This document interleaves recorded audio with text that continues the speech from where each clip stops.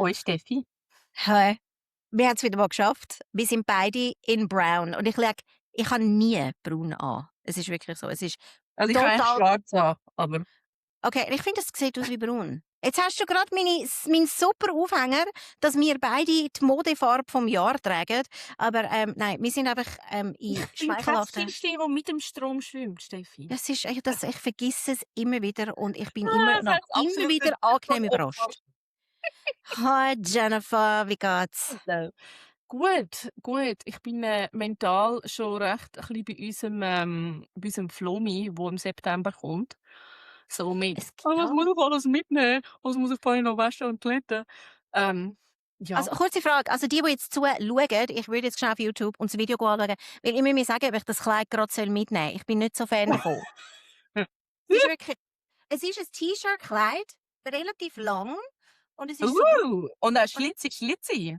es ist schlitzi, aber ich finde es ein bisschen ein Sack. Es ist so, I don't know. Ist geil. Gebt mir Bescheid. Ich finde die Farbe noch lässig und ich bin auch Ist passend so geschminkt. geil. Really? Weißt du, I don't know. Ich finde, oldschool, irgendwie so nice Slippers, ja, Sandalen.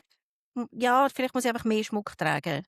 Ich kann da schon ein bisschen übertrieben. Ja, oder vielleicht, Okay. weißt du, so ein Seidenfoulard um die Hüfte, so ein bisschen diagonal oder Das so. ist heute eines meiner Ideen gewesen, und dann habe ich gemerkt, dass ich kein so ein Seidenfoulard habe. Respektive, ich habe schon Seidenfoulard, but they're too small to use as a belt. Ja gut, das macht auch total Sinn, weil normalerweise braucht es den Hals. Ja, es ist wirklich so. Aber das hätte ich gerne gehabt. Und ich glaube, ich habe das mal irgendjemand auf Instagram gesehen. Eine, die wirklich übergrosse Seidenschal macht, genau für das. Dass man sie mir kann als Gürtel Ja. benutzen für Plus Size. Ich finde es nochmal raus. Ich würde sie in die Stories reinhauen auf Unvorstellbar. Es ist wirklich so. Ja, wir haben eben, also es ist wirklich so einfach so ein bisschen behind the scenes Weil ich da auch bei einen der Teaser Jenny. geben, auch einen Teaser geben für all die, die Ja, schauen. Es please do. fängt an, für alle, die schauen. Also ich weiss schon, es kommt am Flumi. Okay. Also Ähm, jetzt ist die Frau ist aufgestanden Weißt und du, wir Corona, sehen jetzt das verlassenes Homeoffice. Jetzt Lederschuhe von kommt's. Nikki Hoyne. Nikki Hoyne ist eine irische Designerin. Und I desperately wanted to pull it off, but I cannot. Disco Boots. Ja, es Das sind sind aber so mega spitzige cute. Ankle-Boots, in so schwarz, dunkelblau, Aber grau, mega Glitter. glitzerig. Und was ist es das Kombinieren, dass du nicht weißt, was dazu anlegen? Weil, oder sind's, nein, weil sie sind spitzig, aber sie sind flach. Kann ich vielleicht auch Sie schon sind schnell flach, narraten? ja, ich meine, sie sind flach, sie sind eigentlich schon bequem, aber halt nicht so Also, gell, die bequem. Idee von unserem Flomi ist nicht, dass wir einfach beide unsere Sachen mitnehmen und einander einfach tauschen. Also, aber die Wieso finde ich willst jetzt du im Fall, zwei tauschen? Einmal wirklich, und gib mir deine Hey, Stiefel, sie sind wird wirklich genau so cute. kommen. Weißt, ich bringe irgendwie 20 Kilo Ware und ich gehe mit 20 Kilo Ware, wir haben einfach getauscht. Ja, aber das ist Flomi Löw. Also, Aber wir wegen haben nicht dem, die gleiche Schuhgrösse. du hast was, das 41, gell? Ja, also 42? die sind jetzt sogar ein 42, weil sie so spitz sind vorne. Okay. Nein, ich habe ein 40. Auch ich habe grosse Füße. Also einfach damit ihr es wisst, Ja, an unserem gut, ich kann Flomi. schon wieder gehen. Was ist es? 5. September ist, und wir haben da also wahrscheinlich so Konfektionsgröße, alles zwischen 46 und 52 rein. Und Schuhgrössen Ja, safe. Also 40 und 2. Konfektionsgröße sind eh so ein bisschen Gugus. Also ich meine, ich habe Sachen, wo ein 54 drin steht und findest, Stimmt. Und manchmal habe ich einfach ein lockeres XL und geht auch. Aber ihr seht uns ja, ihr habt uns auch schon gesehen. Also es ist definitiv curvy Stuff. Und Accessoire kannst du ja immer tragen. Also Stiefel und Tasche genau, und also ich was. habe sicher eine Tasche dabei. Ja, ich auch. Eben, wenn Schuhe 40, 40, 41, 42. Ich habe sicher einen Schal dabei. Ich habe so einen Alexander McQueen Skullscarf, Mhm. oder etwas Neues daheim habe. Eben, mein Schmuck. Ja. Ich bin Ja. mir überlegen, ob ich auch noch irgendwie so 1, 2 Bücher soll mitnehmen soll. Weißt du, so ein bisschen auf intellektuell tun. Ja, wirklich. Weißt du, irgendwie so. Und dann, aber dann hast du wieder die Frage, welches Buch kannst du hergeben? Weißt du, findest du irgendwie so, I read you, es ist schön gewesen, aber unsere Zeit ist vorbei.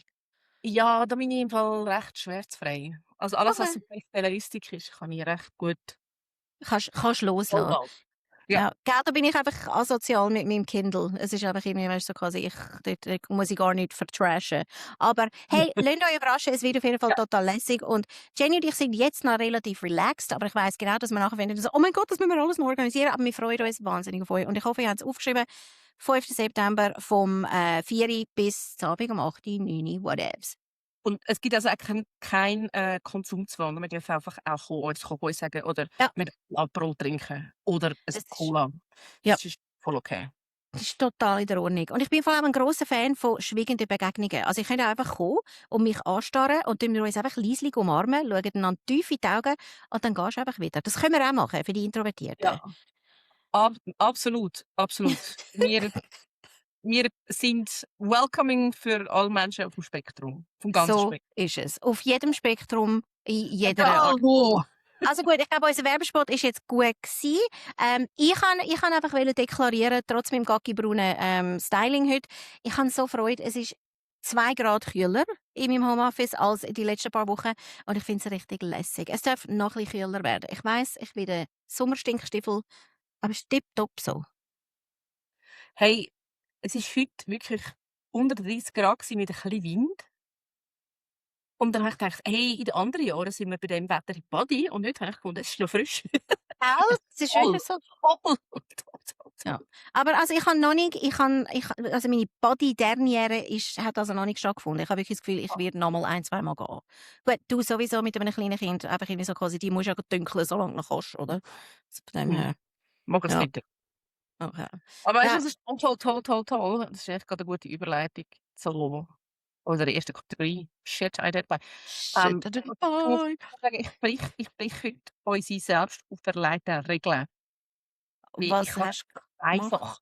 Und eins ist eigentlich schon so gut wie gekauft. Mhm. Weil ich habe das auf TikTok gesehen und ich bin ja einfach so ein scheiß TikTok-Opfer. Und es hat 4 Farben und es hat eben nur noch eine Farbe. Und ich will es eben schon fast nicht zeigen, weil wenn es jetzt einfach gerade kommt, bin ich hässlich. Nein. Oh, ja, das haben wir natürlich nicht überlegt. Also ich könnte schnell versprechen, dass es der Jenny nicht wegkaufen. Zeig es Ja, uns bitte. please. Es ist, und zwar, ich habe das Label nicht gekannt. Es ist, jetzt Butcheries, wahrscheinlich Puebco. Anscheinend ein italienisches Label und sie verwerten einfach Restmaterialien, was sie auch immer unter die Finger bekommen. Mhm. Also sie haben so, ich weiss, sie machen Taschen viele, sie machen aber auch Kleider, sie machen so alles. Einfach aus Resten. Und sie haben eine Tasche, eine Short-Handle-Tasche aus einem alten Teppich. Und Jö. Die Aber wäre das echt ist ja geil. mega hübsch. Das Wie ist so heisst so ein bisschen Perser Puebco. Ja, es ist wirklich so ein Vintage-Perserteppich, dunkelblau Genau, mit ein es bisschen gibt eben nur noch dunkel, die anderen Farben sind schon sold out. Okay. Auch hübsch, aber ich finde dunkelblau eben auch wirklich very pretty, von dem her ist okay. Really, really nice. Ich Und weiss was noch nicht, wie bequem der Handle ist, wenn es ein Teppich ist. Oder wie schwer grundsätzlich die Tasche ist. Aber es ist eben, Ja. glaube ich, recht gross, so von der Masse her. Also Also, eigentlich die noch Masse cool ist irgendwie ist 56 cm auf 18 auf 32. Okay, ja, das ist recht anständig. Das ist eine ziemliche Also, weißt du, Taufe. kannst du recht flüchtig Ja. Und die kurze Henkel, das finde ich eben auch lässig, den hast du in der Hand, oder? Ich Und finde erzähl den Preis, über was reden wir da? Preis? Okay, ja, die ist echt Franken. gross. Wie viel? 56 Franken. Also dann hör auf studieren, das Und bestellst du 20 jetzt so. Franken Shipping. Aber Ist gleich. Also können wir jetzt also wie man live findet schon Shopping etwas anderes und dann spart man sich fast Shipping. Sie haben ja auch kleinere Täschchen, so Make-up-Täschchen. Okay. Und wenn man dann etwas findet, das 20 Franken ist, dann ist das eigentlich ja gratis wegen Girl Math. Ja, es ist definitiv so. Und ich Ja. weiss genau, dass ich nachher anschaue, wenn wir die Aufnahme da fertig haben und dann sagen, hey, weißt du was, willst du mir nicht auch eins mitbestellen? Und dann haben okay, gut. Ja. Wir sind Enabler. Da können wir jetzt, in dem Fall können wir sagen, du hast es noch nicht gekauft. Also es ist gerade noch unter einem Shit I didn't buy. Ja. Und ich muss ganz schnell einblenden, weil ich habe auch einen Shit I didn't buy. Und Aber dann dann bin habe ich ich dafür... Steffi. Was? Aber was? Ich habe noch einen zweiten. Shit, Es ist... dabei. Eben, wir sind schlimm diese Woche. Also, was tust nochmal nicht kaufen, aber eventuell doch? Nein, nein. Ja, nein, das ist wahrscheinlich wirklich ein nicht kaufen. Aber ich kann sagen, es ist mega cool und ich habe es auch per Zufall entdeckt und es ist mega lässig. Es ist, ich glaube, sie kommt aus den USA. Es ist so 'ne Indie-Designerin und sie macht Kleider und auch Blusen, aber vor allem, glaube Kleider, bis zu einem 3XL, was sie Mhm. halt das amerikanisches 3XL, das finde ich schon mal recht stabil. Ja. Und es sieht aus nach einem richtig schönen, festen Baumwollstoff. Und ich fände eben, es wäre eben etwas für dich, Steffi. I see. Es sind nicht Rüscheli, wie nennt man das? Es sind Rüschenlayers. Es sind Das wirklich ist 3 so Rüschen-Layers und oben hast du wirklich innen so 'n Body, ey, das ist und ein oh. Träger-Body, so 'n bisschen fast so 'n bisschen Ballerina und dann geht's in so 'n 3 Ballleder. Stufenrock nennt man das, jetzt habe ich's. Ah, Ein ja. Stufenrock, ich habe es gern, weil ich habe gern lange Kleider, wie man vorher gesehen hat. Und, hey, mega Und die hübsch. Säulen sind so wellenförmig, das ist eben auch Mhm. hübsch. Und der ist jetzt Weinrot mit, so, knallrot Bordüre, aber sie hat auch noch ganz viele andere Farben. Mhm. Und jetzt auf Pre-Order mit Delivery mit September. Und ich fand, ist sehr pretty. 3XL finde ich mega stabil. Habe ich gefunden, muss ich teilen. Ist schon pretty. Please do. Und sag mir noch mal schnell, wie heisst das Label? Ali Marie. Und zwar, das ist ein bisschen Hm. komisch. Ali ist ALLI und Marie ist MARYE. Ali Marie. Sorry, ich muss, weißt du, wir machen das wirklich live, literally. Ali Ich Marie. kann vielleicht den Link schicken, aber ist Mega cute. Also gefällt uns sehr, gar nicht nachher. Oh, very nice. ja. Okay, gell, also wir sind jetzt wieder einfach irgendwie so hart abgelenkt. Und, aber das ist sehr, sehr hübsch. Und auch jetzt, ich gehe erst nachher die Preise Alles anschauen. 85 Franken, was ich auch recht okay finde. Ja, das liegt noch drin. Again, Shipping, dürfen wir nicht vergessen. Und wir in Ja, der das Schweiz kann ich das kann ich wirklich grad nicht beurteilen, aber, immer noch, immer noch. Nein, es ist, ich habe heute übrigens ein recht lustiges WhatsApp bekommen von meiner Schwägerin. Wir haben ja aber schon mal festgestellt, dass es nochmal eine Steffi Hipper gibt. Und sie hat mir heute den Screenshot geschickt und hat gesagt, sie hat unseren Podcast pausiert und das sei das Standbild gewesen davon. Habe ich recht lustig gefunden. Also wirklich sehr unvorteilhaft. Ja, also ich merke jetzt, wir haben auch die ganze Zeit das Telefon in der Hand, Jenny und ich, wenn wir da am Podcasten sind. Aber finde ich sehr lässig. Ich gehe das nachher anschauen. Mhm. Also es ist eine relativ günstige Woche gewesen, weil ich habe auch Zeug nicht gekauft, aber eben dann etwas heute. Und wenigstens kann ich sagen, ich habe immer das Problem, wenn ich in die Buchhandlung gehe, weil gerade so der Orel Füssli ist mega gut geworden drin, einfach irgendwie neben Büchern noch viel lässigen Shit einzukaufen. Und Aha, ich habe wirklich? das Netztäschchen, schau mal die Farbe an. Es ist so ein schönes lila, hellblau. Und wir brauchen doch all so Netztäschchen für all die Früchte, wo wir dann das Netztäschchen nicht dabei haben, wo wir trotzdem in die Und ich Plastiksack habe hinein tun, gemerkt, damit. da wirklich Platz posten. Aber ist das nicht mega hübsch? Ich finde die Farbe einfach so mega Es ist nice. mega hübsch, es ist mega pretty. Es ist sicher einfach das Äh. 4. Netztäschchen, das du hast.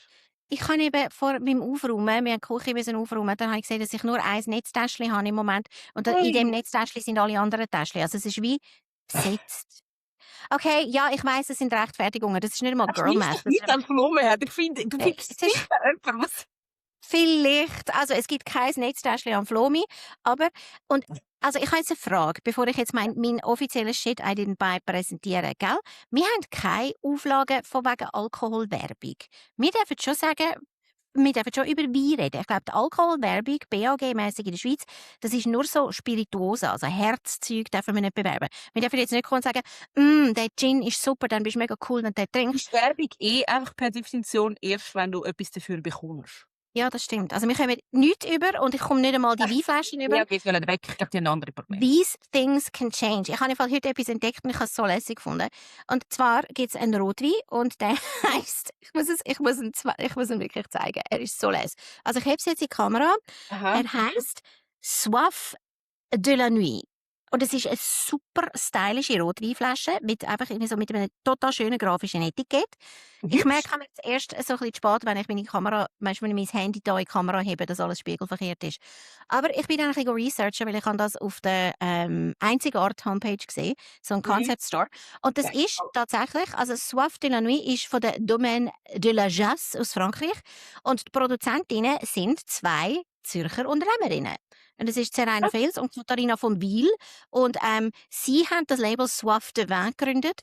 Und also jetzt der Soif de la Nuit, ist, es ist wirklich, und ich finde ihn so herzig. Und ich liebe Weinbeschreibungen. Und dann ist gestanden, ein vom Bordeaux-Stil inspirierter, in Anführungszeichen, harmonischer Rotwein mit feinen Noten von Vanille und Karamell. Kostet 24 Franken. Gibt es bei Einzigart, aber auch bei Ihnen gerade direkt auf der Homepage. Und was ich noch viel cooler finde, Sie haben einfach noch weitere Weine. Sie haben auch, schau, ich finde einfach auch Ihre Kommunikation so les. Schau mal, das ist so cool. Siehst du das? Das ist Oh, ja, ja. ja, und ich weiss, man tut nicht so Wein aussuchen, aber sie haben also auch einen Rosé. Das ist der Soif de Folie. Und Ja. ihr Wein heisst noch Soif de la Vie. Also, ich finde es mega lässig. Ich habe das vorher noch nie gesehen in meinem Leben. Und ich finde schon das Design total cool. Also, das ist der Shit eigentlich Ja. nebenbei. Es Also, ist hübsch. Es ist, ja. ich lieb's.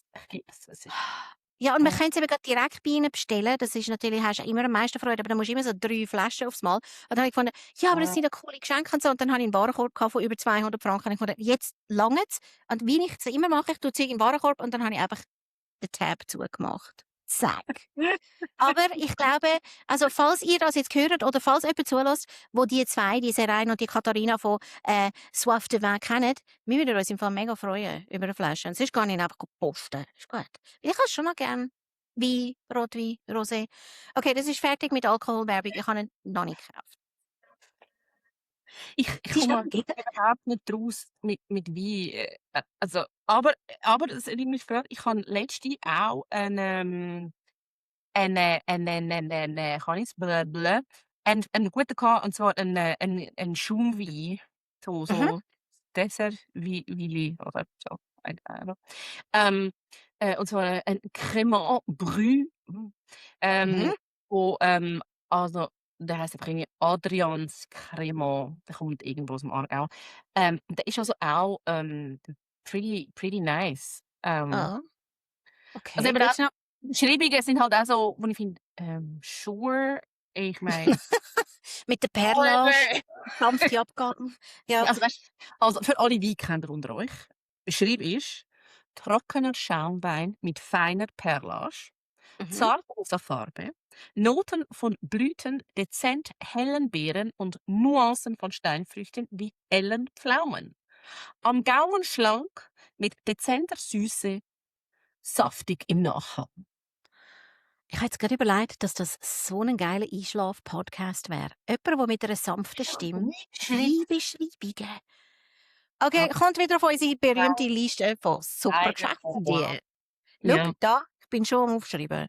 Gut, also, da zu der Korean Grandma. Gute Nachtgeschichte mit Weinbeschreibungen.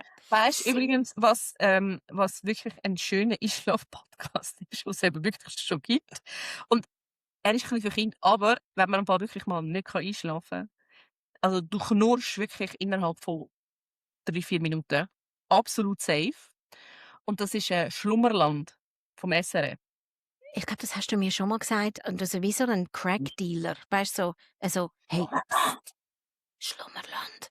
Okay, also ich muss mal reinhören, ich habe es noch nicht gemacht. Weil wenn ich nicht schlafen kann, dann liege ich lieber ragey wach und tue so Rache-Fantasien planen. Auch very healthy. Labels, Very die nur bis ins 42 gehen und so Sachen. Weißt du, irgendwie so. Nein, aber was wirklich auch schön ist, was du nächstes Mal kannst googeln, ich weiss nicht, es gibt's auf irgendeiner von diesen Meditations-Apps, aber es gibt's du kannst es auch irgendwie auf YouTube hören. Es gibt eine Gute-Nacht-Schlummergeschichte. Ich glaube, es heisst Train Ride Through Ireland, gelesen von niemand anderem als dem Cillian Murphy. Okay, das funktioniert. Hat es noch so ein Eisenbahngeräusch im Hintergrund? Das wäre schön. Nein. Ja, ich habe es schon Hast du wie länger aus- aber es ist sehr Ah, okay. Also ich sehr weiß nicht, schlaffördernd. bin Ich meine, ich, hey, Cillian Murphy. Sweet Also, dreams. bin ich grössenwahnsinnig oder finde ich irgendwie so also, wenn ich jetzt den Podcast würde hören, dann fände ich es mega anstrengend, weil ich würde sagen: «Hört auf, die ganze Zeit Sachen sagen, die ich mir muss notieren muss.» Weisst du, was ich meine? Es ist wie so, wir tun einfach Listen, also To-do-Listen füllen. Ich weiss auch nicht, können wir nicht gut, wahrscheinlich Also überschätze weißt du, ich wenn du das unseren aufgeschrieben Einfluss. hast, ich meine, was man natürlich schon könnte machen, was ich halt bis jetzt einfach immer zu faul gsi bin, weil ich die, wo die ganze Backend-Production mache, bin, It's true. selber. Ähm, Mhm. wir können natürlich auch, was man bei anderen Podcasts sieht, zum Beispiel in den Shownotes, also das ist das, der Beschrieb, den ihr seht, wenn ihr da in eurem Podcast-Player das Ding anschaut, könnte man natürlich machen, Resources mentioned in this episode. Und die könnte man natürlich die Links zu all dem Shit auch dabei rein tun, die könnte man auch den Link zu Schlummerland rein tun. And all these things. Es ist, wenn man Zeit hätte. Also, wir können jetzt drüber nachdenken und vor allem beim nächsten Aperol Spritz treffen. Ja, also schau, jetzt machen wir Kann es ich mal so. dir Du auch tust mir, anbieten. du tust mir mal noch den Link schicken von deinem Nachtsuff. Mhm. Und dann tue ich mir ganz fest vornehmen, dass ich die Episode mal so richtig Marketing-Profi-mäßig Dass du ausschreibe. das okay. Und dann, wenn es tatsächlich funktioniert, dann müssen wir natürlich ganz viele Kommentare haben von euch mit so riesen Appreciation. Oder an dem so, dann müsst ihr einen eigenen Shit I didn't buy Account oder Shit I bought because of the Halbschlau Vollherz Girls. Wäre also auch mal noch interessant. Und allgemein, wir lieben euer Feedback. Also keep writing to us. Ja, Kann man und auch, man kann auf auch die, Spotify hm? kommentieren. Weißt du, wieso kannst du auf Spotify kommentieren und DMs schicken? Also, ihr erreicht uns gut. Ja. Und also auch all die, wir finden auch all die toll, die gesagt haben, sie können mit uns Wicker schauen. Ja, also da sind wir wirklich in Planung. Wir müssen jetzt Ja, herausfinden, ab wann das Wicker läuft, ja, aber eine das könnten wir riesen wirklich Orgie. machen. Ja, super. Entspannte Kinoabend. Gut. Also, ich würde sagen, wir kommen jetzt zu unserem zweiten Punkt. Wir sind nämlich schon seit 20 Minuten am Schnurren und den Leuten Geld aus der Tasche ziehen, die sie eigentlich nicht haben wollen ausgeben. Ich habe einen total lustigen Am I the Asshole gefunden, wo ich, bevor wir angefangen haben aufzunehmen, habe ich den Link der Jenny geschickt und sie hat gefunden, hä? Und weil sie so hä gemacht hat, muss sie heute jetzt den Am I the Asshole vorlesen. Weil ihr werdet es sehen, it's a lot. Also darf ich schnell die Einführung machen, weil es ist immer am Anfang die grosse Frage, die wir haben auf der Reddit-Foren. Und die Frage von der Reddit-Userin Klein Franny, es ist Reddit Deutschland by the way, sie schreibt, bin ich das Arschloch, weil ich meiner besten Freundin gesagt habe, dass sie mir ihren Partner nicht vorstellt, weil sie Angst hat, dass ich sehe, was sie überschaut.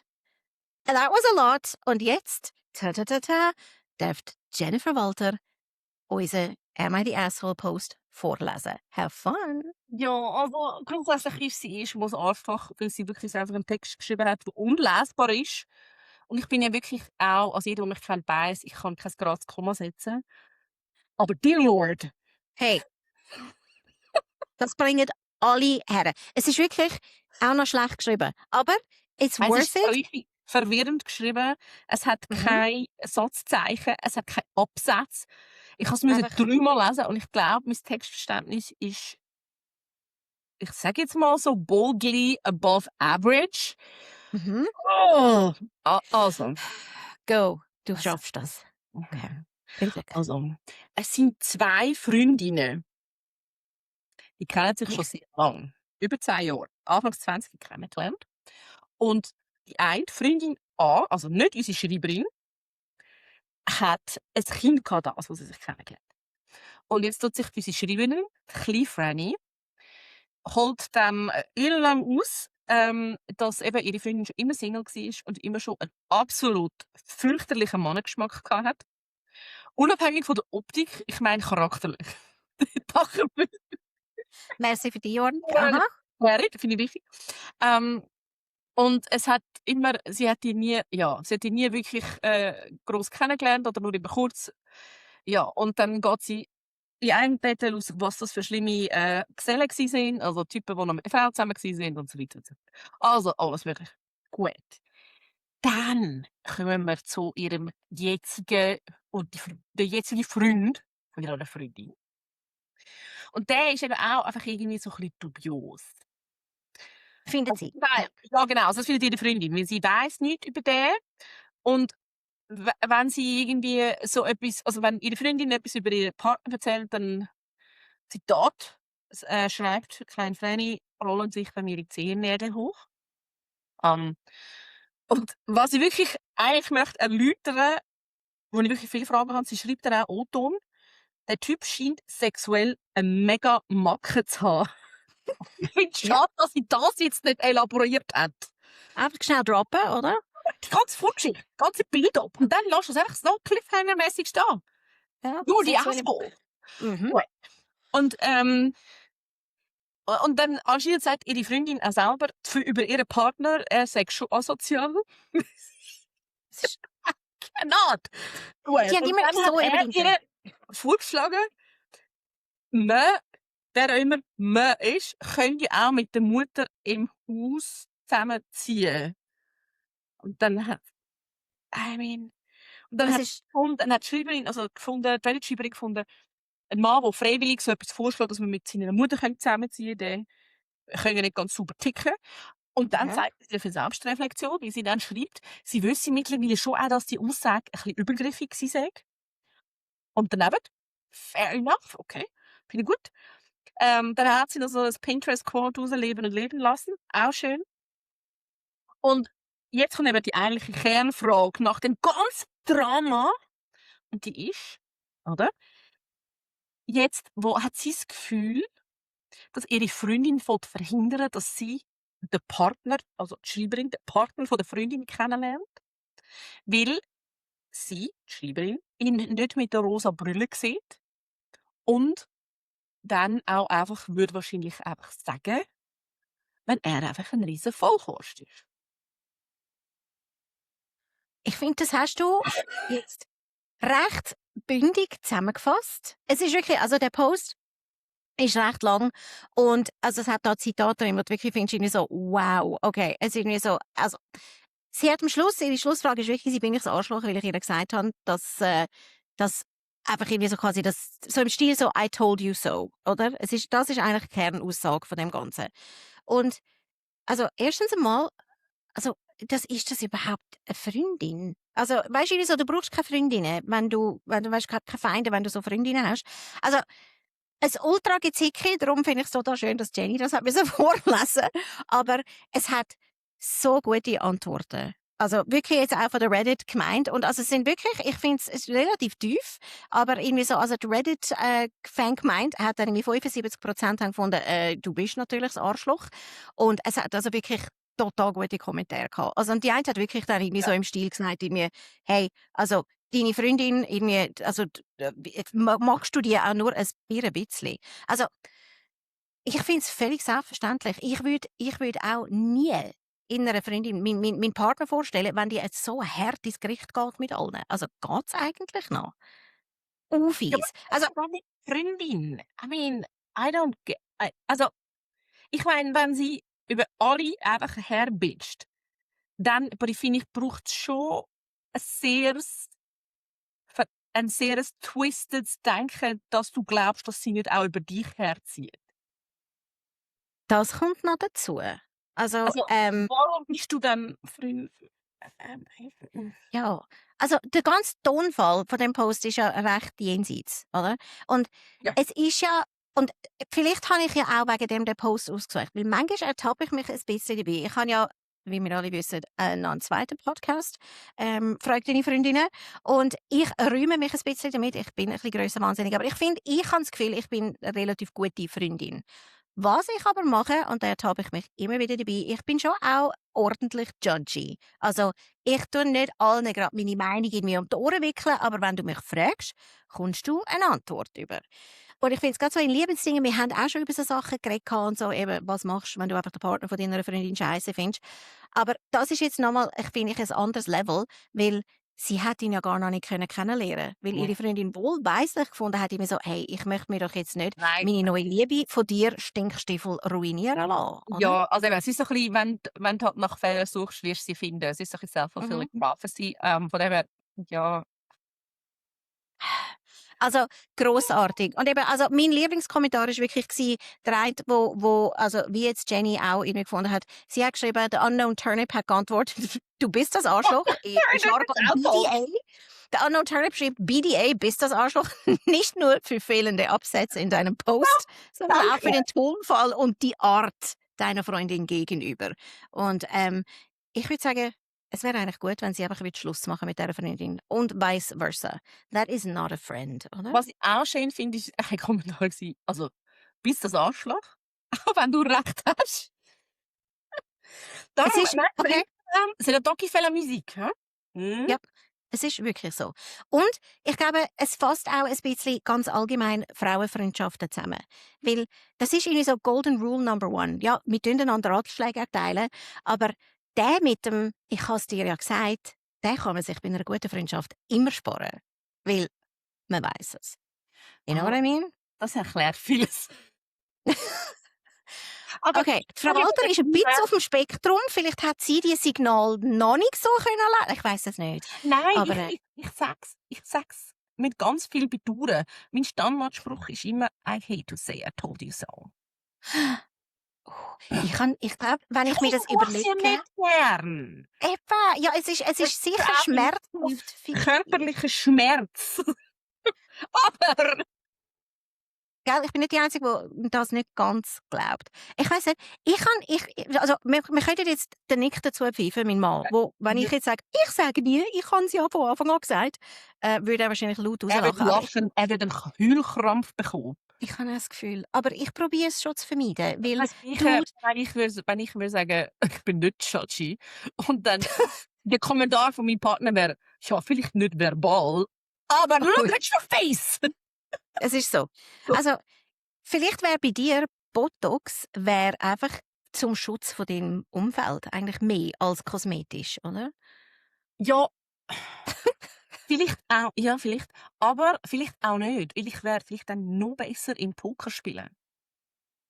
Das könnte natürlich sein. Kommt auch auf meine Ja. Liste von Sachen, die ich lernen sollte und nicht kann. Ja, also wenn jemand möchte Pokerspielen, ich also wir haben einmal sehr viel, Poker gespielt bei uns im Freundeskreis. Ist schon 'n Weile her.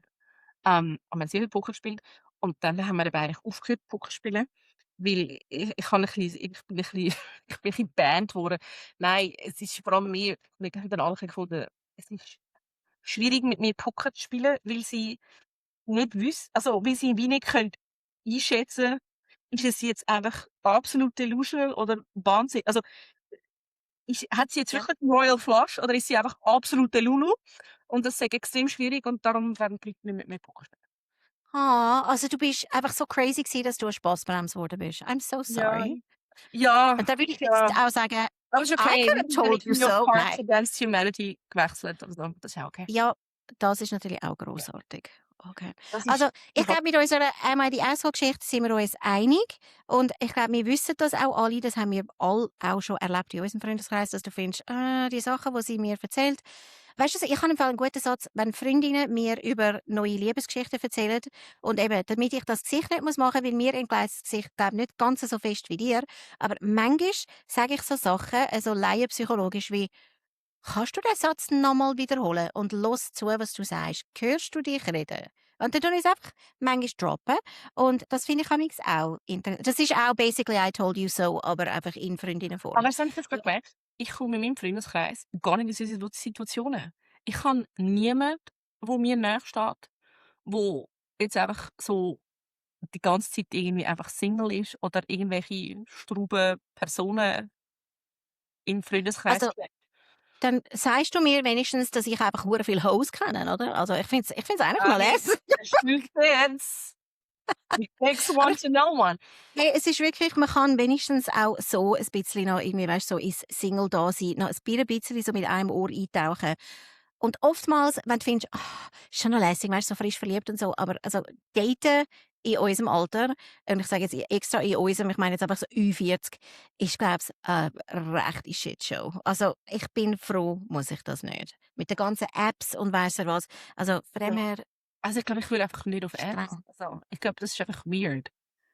Also du willst einfach in der Body, oder? Du willst einfach irgendwie, Ja, weißt du, einen nein, Anspruch aber ich machen meine, neben dem, was du lässig aber ich findest meine, und wir findest haben irgendwie ja so, alle was? im Internet schon irgendeinen Scheiß behauptet, der nicht stimmt. Ich nicht. Nein. Nein, nie. Nein, wir sind voll smart. Nein, aber ich meine, ich weiß nicht. Ich stelle mir halt immer noch vor, es ist wahrscheinlich einfach, dass du jemanden kennenlernst, der zu dir und deinem Lifestyle passt, wenn du tatsächlich deinen Lifestyle am Ausüben bist. Also, wenn du Skifährst, Skifährst. Wenn du in der Bibliothek bist du in der Bibliothek, am Wochenmarkt, in der Body, auf dem Fußball, im Fußballstadion, wherever, don't care. Aber True. die True. Compatibility ist weiter. Oh.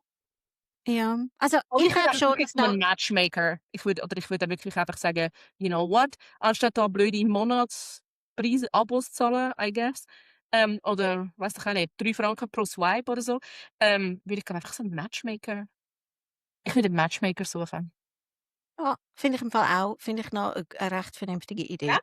Also, ich finde es mega lässig. Weißt du, so 2 semi-middle-aged Women, die in festen Beziehungen sind Ja, und in gar keine Ahnung, langjährigen haben von Beziehungen. gar nichts, erzählen, wie wir doch daten 2026. Love it.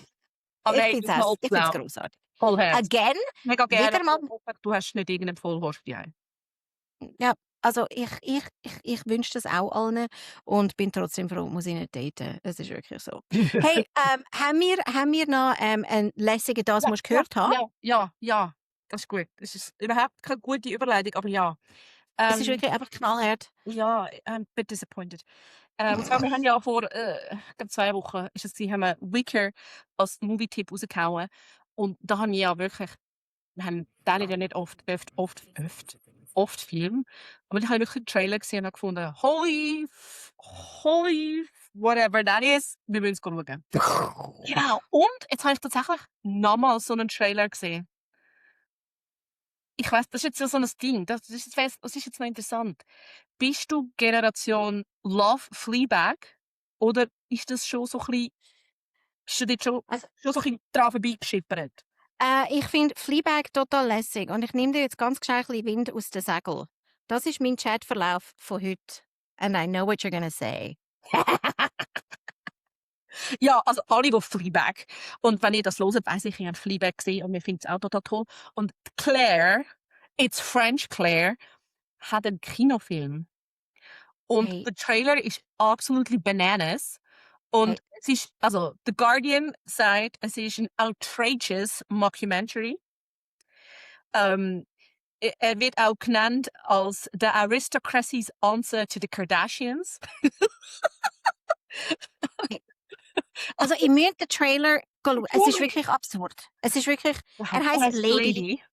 Und sie heisst ich habe es eben schnell anschauen, weil ich nie weiss, wie die Schwester von der Fleabag heisst. Und es Ehrlich? ist, Sian Clifford. Sian, es Richtig. Aha, ja. ja. Und hey, also der Trailer müsst ihr schauen. Es ist wirklich es ist ein bisschen schwierig zu finden. «Lady» heisst der Film und ich könnte irgendwie so quasi «Lady Ja, Movie» eingeben. Der genau. hat jetzt in England Lady und Premiere gehabt. Movie vielleicht noch 2026, nicht, dass er Ja, irgendwelchen Ladyboys der landet.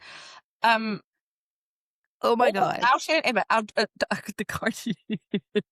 Guardian Lady Review, also habe ich schon gesagt, outrageous Mockumentary. Und dann, der Nebensatz ist, like Saltburn. Erinnern wir uns noch alle an Saltburn? Mhm. Mhm. Nicht gewesen, aber glorreich. It's like Saltburn on Shrooms.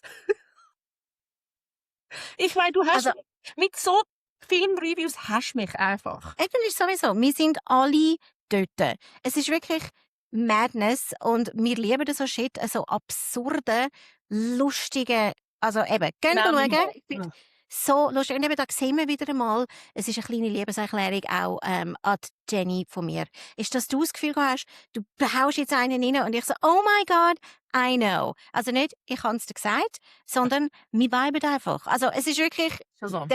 der müssen wir schauen. Genau, So darum, lustig. der Herbst wird ein Halbschlag Vollherbst, Kinoherbst. Mhm. Ähm, Ich glaube wirklich. Public Ja. Viewings are happening. Also, Ja. Also, wir wir sind können total offen dafür. Wicker schauen und wir gehen Lady schauen. Jawohl. Wir tun euch updaten. Auf jeden Fall, ihr hört es da als Erste, immer am Donnerstag. Und ja, also ich freue mich schon auf nächste Woche. Meinst du, es kommt nochmal so ein Madness? Es ist so lange so ein bisschen ruhig gewesen im Kino und jetzt kommen gerade so viele lässige Sachen. Es ist wirklich... Okay. Wir müssen wirklich nochmal schnell 30 Seconds of Gratitude für nicht Spider-Man 7 oder Avengers 80. Mhm. Ich glaube, es ist gerade ein Spider-Man-Film im Kino. Ich glaube, es ist ein dummes Beispiel. Aber Ich weiß das nicht. wirklich nicht Avenger 80, weil es ist einfach oh! Ja, Und dann, we ich cannot. bin auch überrascht, weil ich habe das Kino schon fast so ein bisschen heimlich abgeschrieben. Ja. Es ist wirklich, nein, also ich probiere relativ regelmäßig zu gehen, aber manchmal ist es ein bisschen ein Chore, oder? Weil ich habe so eine Gruppe von Freunden, die Cinematics, wir nennen uns Cinematics, und es sind wirklich auch, weißt, Leute, die im Filmbusiness, also in der PR arbeiten und so, wo wir wirklich finden, wir müssen noch ins Kino gehen und so. Und wir gehen manchmal auch Scheiß schauen. Aber also, jetzt haben wir einen recht guten Lauf gehabt. Und gut, der letzte war irgendwie die Odyssey gewesen. Also da kannst du nicht wahnsinnig viel falsch machen in dem IMAX-Gebüller-Kino. Ja. Aber jetzt kommen ein paar weirde Filme auf uns zu und ich freue mich sehr drauf. Ja, es ist glorreich.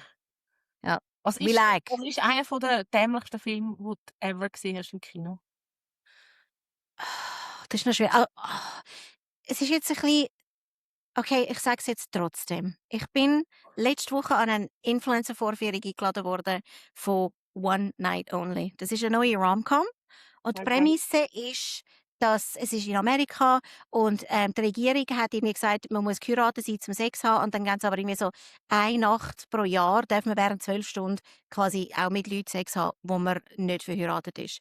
Und ich habe es mega lässig gefunden, weißt, dass man hat einfach gratis ins Kino und Popcorn und weiss was und das ist cool gewesen. Aber ich habe schon lange nicht mehr so einen bescheuerten Film gesehen. Er ist wirklich schlecht gewesen. Wirklich einfach schlecht. Und ich weiss nicht, ob ich einfach zu alt bin dafür. Es ist wirklich so ein bisschen 20-something Rom-Com. Aber es ist wirklich, ich habe ihn wirklich recht schlimm gefunden. Hey, Das ist der letzte ich gewesen. glaube, es ist vielleicht wirklich einfach ein Age-Thing. Ja, Weißt du, vielleicht sagen wir würden mal. jetzt andere das total gut finden. Also weißt Weißt, aber nein, ich glaube, es ist im Fall wirklich, es ist nicht das Issue gewesen, dass ich mich zu alt gefühlt habe, sondern ich bin die ganze Zeit darüber nachdenken gewesen. Ich so, ja. weißt du, sie haben wollen so eine wacky Komödie machen mit einer Ausgangslage, weißt du, so, wo so out there ist.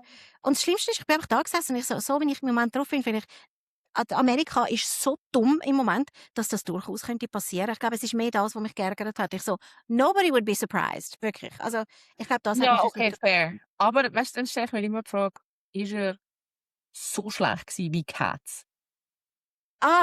Also du hast nicht Cats, hast du nicht gesehen? Nein! Also, ich habe Äh, den Trailer gesehen und habe gefunden, what an abomination!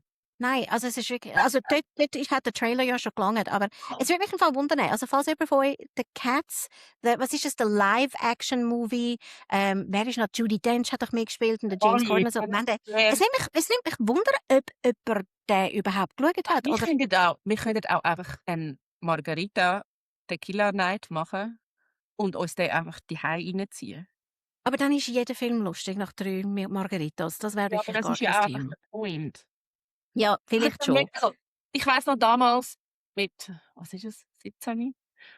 Crossroads damals. Ist Den das hast ein Britney Spears? ja, Hat sie, okay. den hast du auch nicht nüchtern geschafft. Das ist nicht machbar gewesen.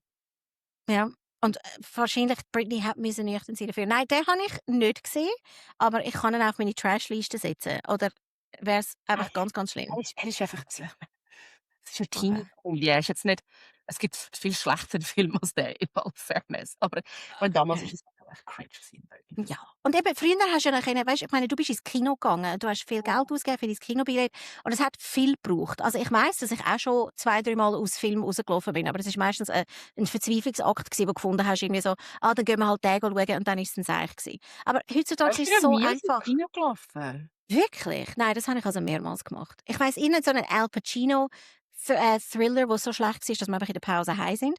Aber Also, ich bin heutzutage ist es so eingeschlafen einfach. im Kino. Ich weiss, ich bin bei Abraham Lincoln eingeschlafen. Das ist echt dumm. Okay, ja, das kann ich verstehen, der ist ja mega lang. Nein, aber es ist ja heute nicht so 'ne Freude. Es ist wie wenn du hässig bist am Telefon, du kannst niemandem den Telefonhörer aufschlitzen und wenn du den Film blöd findest, hörst du einfach auf schauen. Das mache ich regelmäßig mit dem Nick. Wenn wir fangen irgendetwas an schauen und einfach so: «Hey, it's not working for us.» Und dann stellst du einfach ab.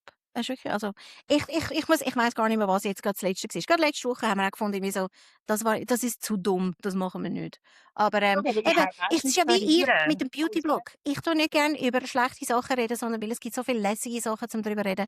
Also, wir tun lieber, Wicker schauen mit euch und hoffentlich haben wir nachher ein gemeinschaftliches Trauma oder wir sind einfach alle sexuell erregt ab, irgendwie Rattan-Geflecht. Das könnte auch Wir sein. können auch nächsten Frühling alle in die Mikroclubschule einen Korbflechtkurs machen. Hey, Völlig okay. wir sind offen. Wir sind offen. Wir sind offen. Gut. Wir sind offen, Also, aber jetzt ist zu. Jetzt ist zu. Oh, das war ein langer gewesen. Wir haben fast 3/4 Stunde. Okay. Also, das ist eine XXL viel Geschwätz-Version gewesen. Wow. Und ich freue mich schon auf nächste Woche, weil ich weiss jetzt einfach nicht, ob ich nochmal so ein Gemüse nicht. Nein, ich höre jetzt auf. Okay. Sehen wir uns in einer Woche wieder. Frau Walter, ist eine Freude gewesen. Ja. À tout à l'heure. Bye, everybody! Tschüss zusammen.